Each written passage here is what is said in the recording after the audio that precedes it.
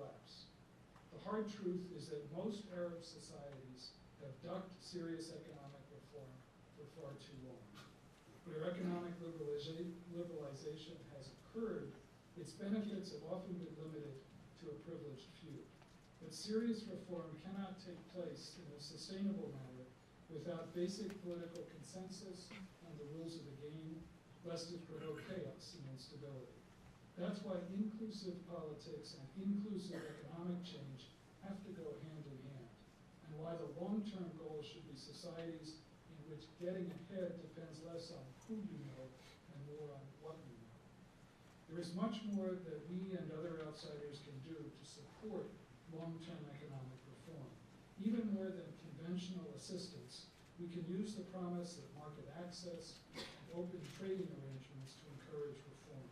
We can use initiatives like the New Enterprise Fund in Tunisia to support small and medium-sized enterprises. And we can invest even more actively in helping to renovate educational systems and promoting scholarships and exchanges so that the next generation is better equipped to compete and succeed. Those are some of the very best investments in a moderate future for the region that I can imagine. Finally, just as sustainable democratic reform and economic opportunity depend on one another, both depend on a more stable regional environment.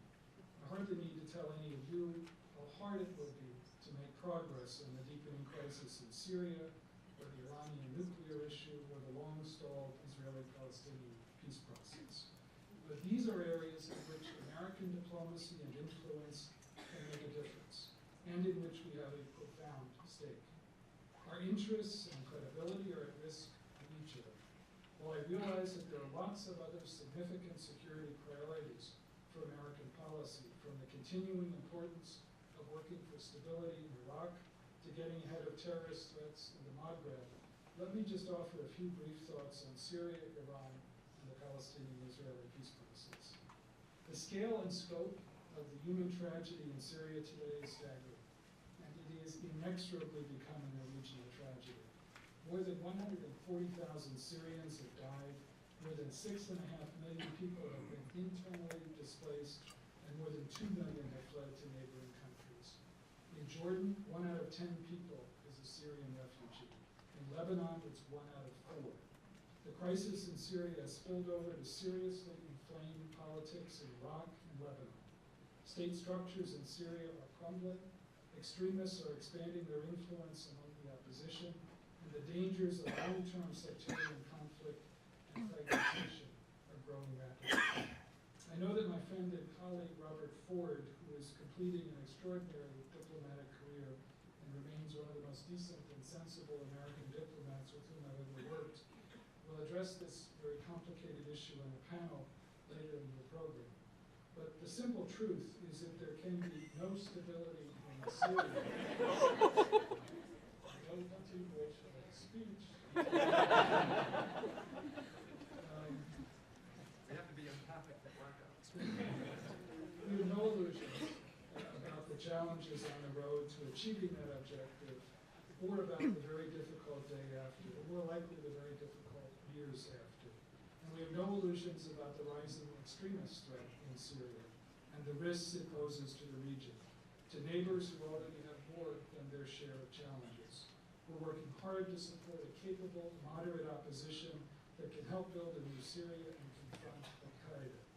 But while continued assistance to the opposition is essential, the only workable approach to end the suffering of the Syrian people is through a negotiated transition. On Iran, let me say simply that our concerns are profound, and they extend beyond the nuclear issue across a range of dangerous Iranian behavior that threatens our interests and those of our friends in the Gulf and elsewhere in the region, and threatens the human rights of Iran's own citizens. While all of these concerns are important and serious, the nuclear issue remains the most urgent. Since his first days in office, President Obama has made very clear that he will do whatever it takes to prevent Iran from acquiring a nuclear weapon. He's also emphasized his readiness and determination to seek a negotiated resolution. To get there, we worked with Congress and our international partners to put in place an unprecedented set of sanctions whose pressures have had a dramatic impact on Iran's economy. I can assure you that we've entered this diplomatic chapter with our eyes wide open. I led the American delegation in quiet bilateral talks last year, which helped produce a landmark first-step agreement between Iran and the P5+1. Together, we're now embarked on negotiations for a comprehensive solution. As the President himself has said, there is probably no better than a 50-50 chance that Iran will ultimately accept an agreement that can guarantee the peaceful nature of its program. But for the first time in many years, we now have a real opportunity to test Iran's intentions, and we and our partners will pursue it seriously. On the Palestinian issue, I'm convinced that the status quo between Palestinians and Israelis is as unsteady, unsustainable, and combustible as the sclerotic political systems that have crumbled elsewhere in the region over the past several years. I have never been a big believer in the notion that we have to let the conflict ripen to the point that resolution seems more likely.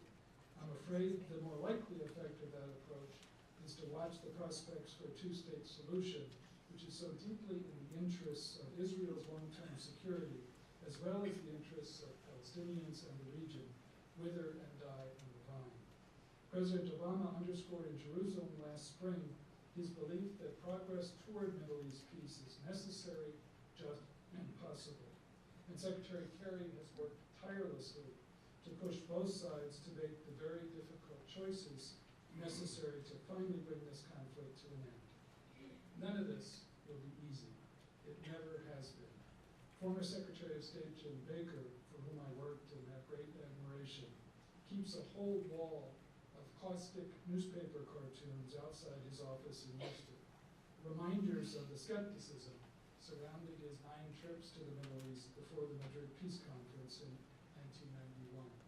But he proved his doubters wrong, and diplomacy worked. That's our challenge again today, and that's the challenge that Secretary Kerry has taken on to his great credit in the face of similar skepticism. I suspect that I'm now perilously close to George Bernard Shaw's 20-minute rule for brevity in public speaking, so I'll close with a very simple thought. I'm not naive about the Middle East, or how little we really know about where this period of profound change will take the region and its people. The story that is unfolding is also very much a story of Arab peoples taking their own destiny in their own hands, which should provide a cautionary note about the degree to which we can help shape their futures. The Middle East can be very unforgiving for American policymakers and diplomats, and it would be foolish to assume the best. But we can't afford to pull back from the region, whether because of security risks or rebalanced priorities or policy fatigue or domestic preoccupations. There's too much at issue right now, and we can increase the odds that moderates across the region can succeed over time if we continue to stay engaged actively and creatively on behalf of democratic change, economic opportunity, and regional peace and security. We will not get every judgment right or take every risk that we should, but we are far better off working persistently to help shape events rather than wait for them to be shaped for us. Thank you very much.